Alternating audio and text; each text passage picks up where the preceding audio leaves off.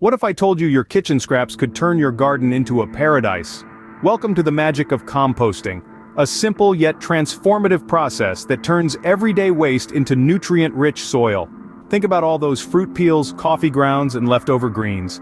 Instead of being discarded, they can become compost, a dark, earthy substance that supercharges your garden. It's like creating your own secret garden potion. Imagine transforming waste into wealth for your garden. Composting might seem like magic, but it's actually science at work. It's a natural process where organic materials like your kitchen scraps break down into a nutrient-rich soil conditioner. This transformation is brought to life by an army of microorganisms, turning what might have been waste into garden gold. So, how does this process work? It all starts with your compostable materials. Think fruit peels, vegetable scraps, coffee grounds, and even shredded newspaper. These are the food for your microorganisms.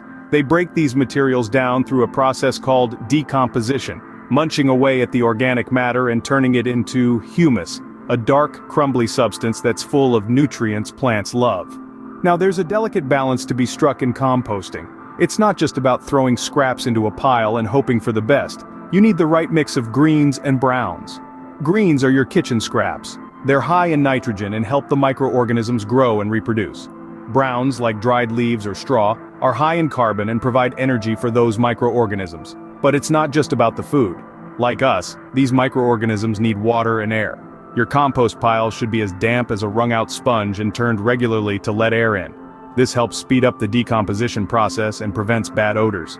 Why go through all this trouble? Because composting has a wealth of benefits. It enriches your soil, helping plants grow stronger and healthier. It reduces the need for chemical fertilizers, keeping your garden natural. It also reduces waste that would otherwise end up in landfills, making composting a champion for the environment. And let's not forget, composting brings us closer to nature. It's a tangible way to witness the cycle of life, from waste to nourishment, from death to life. It's a reminder of our role in that cycle, not as mere spectators but as active participants. So you see, it's nature doing its best work. You'll be surprised at the variety of materials you can compost. Now, compostable materials typically fall into two categories: greens and browns. Greens are nitrogen-rich materials like fruit and vegetable scraps, coffee grounds, and fresh lawn clippings. They bring the heat to your compost pile, igniting the decomposition process. On the other hand, browns are carbon-rich materials such as dried leaves, straw, and paper. They provide the structure and help balance the intensity of the greens. Everyday items like eggshells, tea bags, and even your morning newspaper can make their way into the compost bin. They're all excellent sources of carbon. But remember, it's all about balance. Too many greens in your compost can become a smelly mess, too many browns and the process slows down. So don't be afraid to experiment. Find that perfect green to brown ratio that works for your garden. And that's just the start. There's so much more you can compost. Starting composting at home is easier than you think. So let's dive right in and set up your very own compost bin. First things first, you'll need a compost bin. This could be anything from a purchased bin to a simple setup using spare wood pallets. Just make sure it's placed in a spot that's convenient for you and has good drainage. Now, it's time to start adding materials. And here's where the balancing act comes in. You'll want to aim for a mix of greens and browns. Greens are your kitchen scraps like fruit peels, coffee grounds, and vegetable trimmings, which provide nitrogen. On the other hand, browns are materials like dried leaves, straw, and paper, which provide carbon. A good rule of thumb is to aim for a ratio of about 2/3 browns to 1/3 greens. Next, let's talk about moisture. Your compost pile should be as damp as a wrung-out sponge. If it's too dry, add some water. If it's too wet, add more browns to soak up excess moisture. Aeration is another crucial factor in successful composting. Microorganisms doing the heavy lifting in your compost bin need oxygen to do their job. So turn your compost pile every couple of weeks with a pitchfork or a shovel. This introduces fresh oxygen and helps speed up the decomposition process. Remember, composting is more of an art than a science. It's okay if your compost pile isn't perfectly balanced or if it takes a little longer to decompose.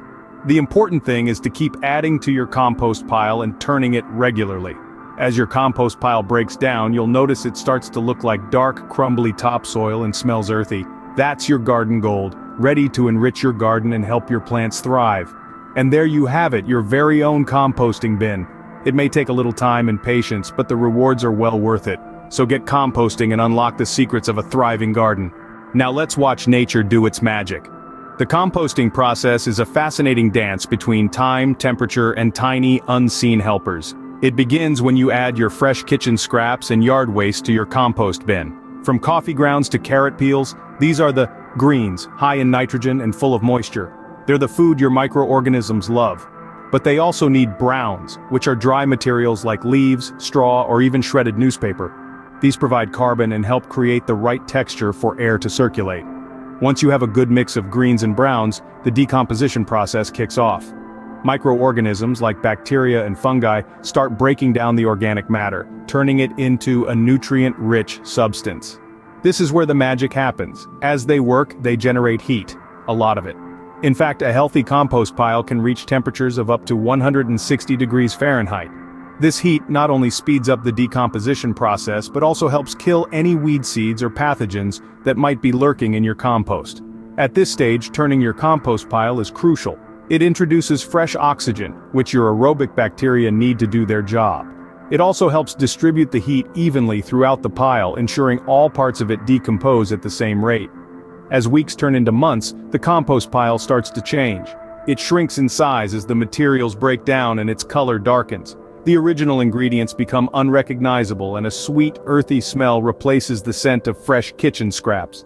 Finally, after 2 to 6 months, depending on your climate and composting method, you're left with a dark, crumbly material that looks a lot like fertile garden soil. This is your compost, often referred to as black gold, for its incredible ability to improve soil structure, retain moisture, and provide nutrients to plants. From scraps to black gold, that's the power of composting. It's an amazing transformation, one that not only benefits your garden but also helps reduce waste and contribute to a healthier planet. Now that's magic. Now comes the best part, using your compost. The fruits of your labor are ready to be enjoyed, but how do you know when your compost is ready? It's simpler than you might think. The compost should look like dark, crumbly topsoil and have a pleasant, earthy smell. If it's still recognizable as the original materials, give it more time. To use your compost, mix it into your garden soil or use it as a mulch. It's a fantastic soil conditioner that improves structure, moisture retention, and nutrient content. For your potted plants, mix compost with regular potting soil for a nutrient-rich blend. Remember, compost is not a complete fertilizer. It won't replace the nutrients plants take from the soil as they grow, but it supplements those nutrients and makes them more accessible to plants.